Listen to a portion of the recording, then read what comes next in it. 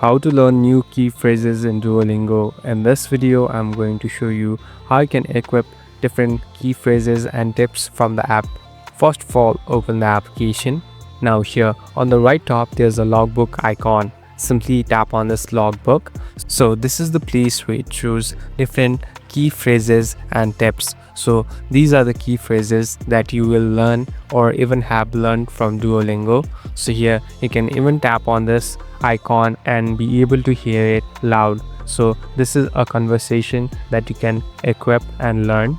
Here on the bottom there are different tips also, so it will give you different tips according to what you are learning in a daily basis. So you can check it out daily and learn the language more faster and in an efficient way.